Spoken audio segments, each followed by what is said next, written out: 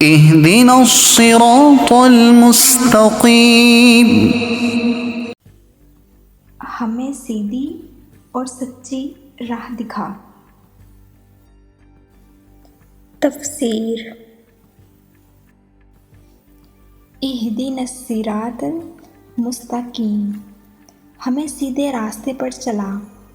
اللہ تعالیٰ کی ذات و صفات کی معرفت کے بعد اس کی عبادت اور حقیقی مددگار ہونے کا ذکر کیا گیا ہے، اور اب یہاں سے ایک دعا سکھائی جا رہی ہے کہ بندہ یوں عرض کرے: اے اللہ عز و جل، تو نے اپنی توفیق سے ہمیں سیدھا راستہ دکھا دیا، اب ہماری اس راستے کی طرف ہدایت میں اضافہ فرما اور ہمیں اس پر ثابت قدم رکھ۔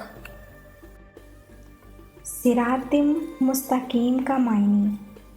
صراط مستقیم سے مراد عقائد کا سیدھا راستہ ہے جس پر تمام انبیاء کرام چلے، یا اس سے مراد اسلام کا سیدھا راستہ ہے جس پر صحابہ کرام رضی اللہ تعالیٰ عنہ، بزرگان دین اور اولیاء کرام رحمۃ اللہ علیہ چلے۔ جیسا کہ اگلی آیت میں موجود بھی ہے، اور یہ راستہ اہل سنت کا ہے کہ آج تک اولیاء کرام رحمۃ اللہ علیہ صرف اسی راستے سے منسلک رہے، اور اللہ تعالیٰ نے بھی انہی کے راستے پر چلنے اور انہی کے ساتھ ہونے کا فرمایا ہے۔ فرمانے باری تعالیٰ ہے۔ ترجمہ: اے ایمان والو، اللہ سے ڈرو اور سچوں کے ساتھ ہو جاؤ۔ اور حضرت انس رضی اللہ تعالیٰ عنہ سے روایت ہے، آپ صلی اللہ علیہ وآلہ وسلم نے ارشاد فرمایا: بے شک میری امت کبھی گمراہی پر جمع نہیں ہوگی، اور جب تم لوگوں میں اختلاف کو دیکھتے ہو تو تم پر لازم ہے کہ سودۂ عزم یعنی مسلمانوں کے بڑے گروہ کے ساتھ ہو جاؤ۔ حضرت عبداللہ بن عمر رضی اللہ تعالیٰ عنہ سے روایت ہے، نبی اکرم صلی اللہ علیہ وآلہ وسلم نے ارشاد فرمایا: بنی اسرائیل 72 فرقوں میں تقسیم ہو گئے تھے، اور میری امت 73 فرقوں میں تقسیم ہو جائے گی، ان میں سے ایک کے علاوہ سب جہنم میں جائیں گے۔ صحابہ کرام رضی اللہ تعالیٰ عنہ نے عرض کیا: یا رسول اللہ، نجات پانے والا فرقہ کون سا ہوگا؟ ارشاد فرمایا گیا: وہ جو اس طریقے پر چلے گا جو میرے اور میرے صحابہ کا ہے۔ ہدایت حاصل کرنے کے ذرائع۔ یاد رہے اللہ تعالیٰ نے ہدایت حاصل کرنے کے بہت سے ذرائع عطا فرمائے ہیں، ان میں سے چند یہ ہیں: انسان کی ظاہری اور باطنی صلاحیتیں جنہیں استعمال کر کے وہ ہدایت حاصل کر سکتا ہے۔ آسمانوں اور زمین میں اللہ تعالیٰ کی قدرت اور وحدانیت پر دلالت کرنے والی نشانیاں جن پر غور و فکر کر کے انسان ہدایت پا سکتا ہے۔ اللہ تعالیٰ کی نازل کردہ کتابیں، ان میں سے تورات، انجیل اور زبور قرآن پاک نازل ہونے سے پہلے لوگوں کے لیے ہدایت کا باعث تھیں، اور اب قرآن مجید لوگوں کے لیے ہدایت حاصل کرنے کا واحد ذریعہ ہے۔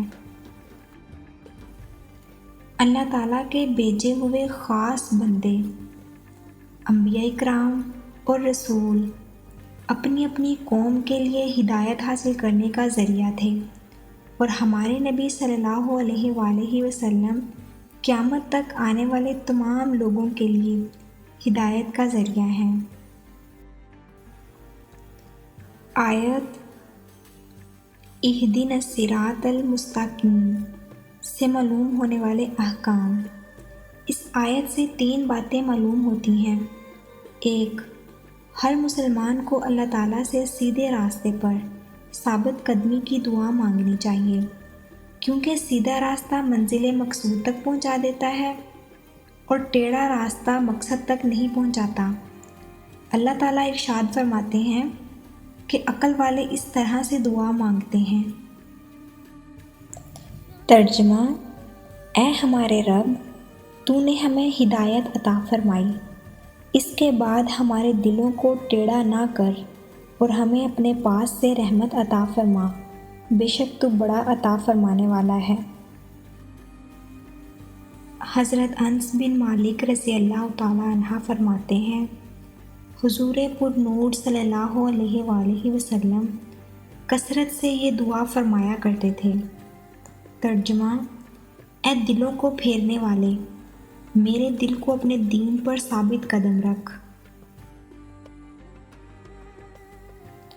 تو میں نے عرض کیا، یا رسول اللہ صلی اللہ علیہ وآلہ وسلم، ہم آپ پر اور جو کچھ آپ پر لائے ہیں اس پر ایمان رکھتے ہیں، تو کیا آپ کو ہمارے بارے میں کوئی خوف ہے؟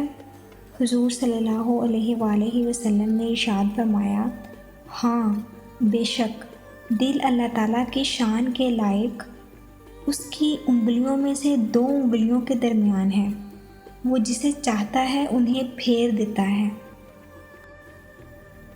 عبادت کرنے کے بعد بندے کو دعا میں مشغول ہونا چاہیے، صرف اپنے لیے دعا نہیں مانگنی چاہیے بلکہ سب مسلمانوں کے لیے دعا مانگنی چاہیے کہ اس طرح دعا زیادہ قبول ہوتی ہے۔